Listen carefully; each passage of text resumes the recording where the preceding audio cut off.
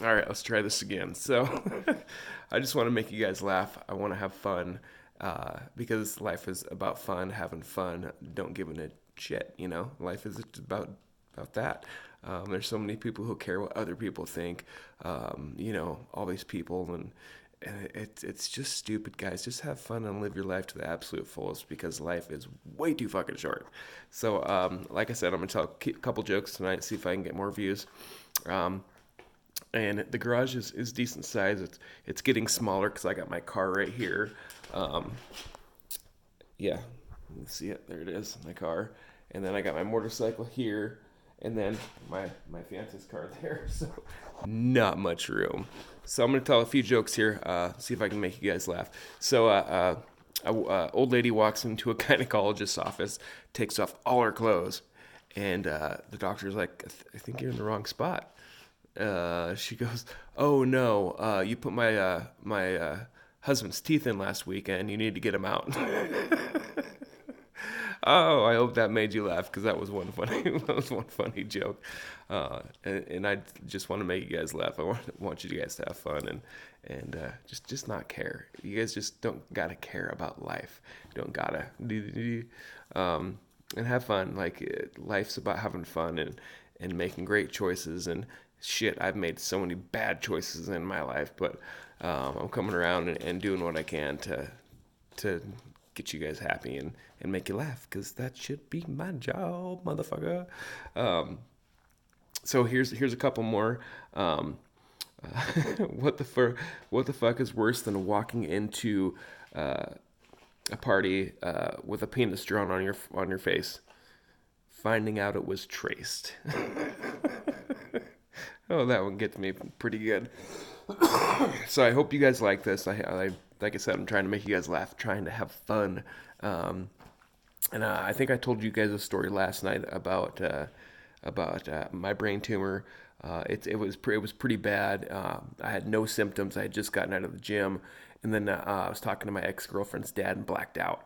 So I'd gotten in my car, drove 5 6 turns through my town, and ended up in an ambulance. And it was called a grand mal, which is the worst you can have. So when I'm waking up, like my arms and legs are strapped down, and I'm like trying to get out. I'm like, hey, what the fuck? I'm like, what happened? And she's like, you had a seizure. I'm like, what? What do you mean I had a seizure? She's like, I don't know. That's why we're taking to the hospital. So I'm like, okay, is my car okay? I had a beautiful Mustang GT convertible, leather interior. Oh God, this car was souped up.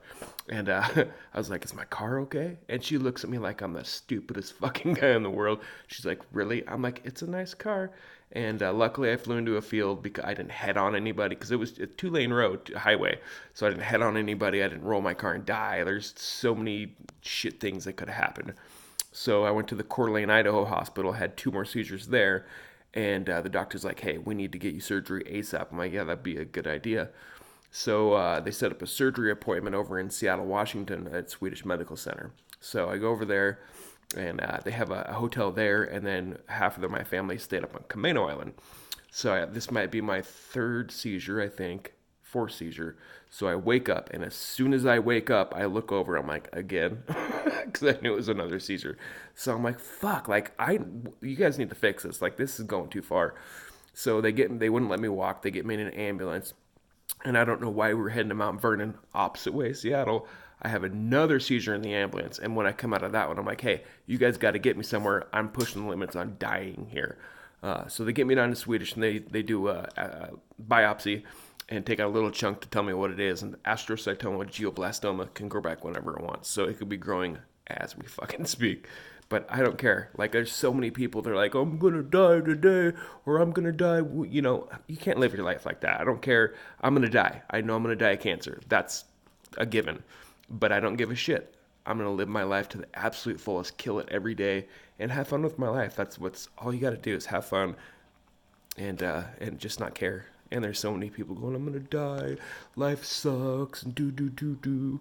You can't look at that. You can't look at it that way. You got to look at life. You're gonna have fun. You're gonna have a blast. Every day you're gonna wake up and just have fun. And about a little over a month ago, I had this was almost exactly 11. It was exactly actually 11 years later. So that's kind of weird. But I had 6 more seizures. And the first one, I was asleep, and I puked pretty bad the night before, and I was having this seizure, and my fiance, I thought I was dreaming, and she's like, Matt, and I'm like, I can't, I'm having a seizure, and it's connected to where I can't talk or can't move. So I go back to sleep, wake up, have another seizure, wake up, have another seizure. So my fiance's like, all right, we got to take it to the hospital. I'm like, yeah, that's a good idea. So we go there, and they're like, okay, do some tests or whatever, and they say I was good. And I put me on another. I was down to like 5 meds. I was on like 20 meds when it began. So went to Albertsons here in Kalispell, and luckily I didn't have the seizure when she was in there. But I mean, either way, it sucked. So when she came out, we were leaving Albertsons, not even out of the parking lot, and I looked over to tell her something, and I had another seizure. So there was probably about, and I went, and I like it cocked my head like way back, and about 10 seconds I could not breathe at all. Like I thought I was gonna die. And it was just the most horrible feeling I've ever had in my life. Like I was like, I'm gonna die. There's no way I'm coming out of this. Luckily, I didn't. I came out of it, and I'm just like, oh man, like, can you take me back to the hospital? And she's like, yeah, that's where we're going. So we go back, and they do more tests, whatever, send me home. So I'm laying on the couch, and her sister comes over, and I look up to talk to her, and I have another seizure. This time, I had the seizure, and then my breath stopped. So I was not breathing again for like 15 seconds. This time I was like, I'm dead. There's fucking no way I'm living through this. I didn't, thank God. So went back to the hospital, had to stay the night there and stayed, the whole next day. And my family came over, and it was good to see them. And it's just a horrible experience, but I got to look at life like that could be it. Like those seizures could have killed me. Obviously they didn't, but it was really scary. It was the most horrible experience I've ever had. And I go to Seattle. They made me come like a month early just to make sure it wasn't growing, because it can grow whenever it wants, like I said, and it wasn't. So I got to go back in another 4 months, and hopefully after that they'll kick it back up to 6. But it sucks every day.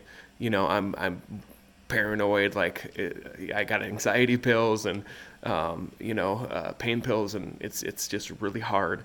But I'm doing it. I'm living life. I'm trying to kick ass every day and not care. So I hope you guys like these jokes.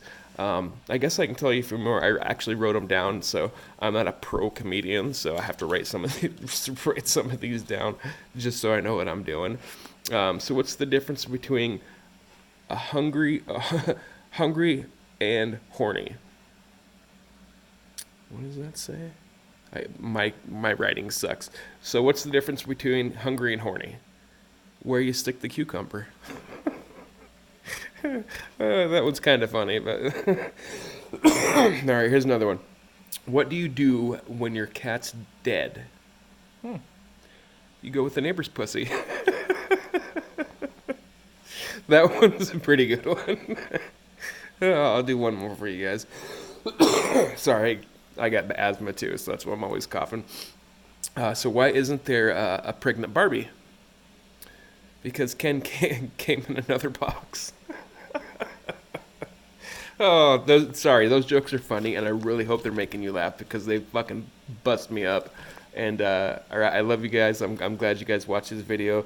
And thanks for listening to my story. It's a very crazy story, but you can't be one of those people that has cancer and is like, I'm gonna die, this sucks, because you got to live your life to the absolute fullest and not give a shit.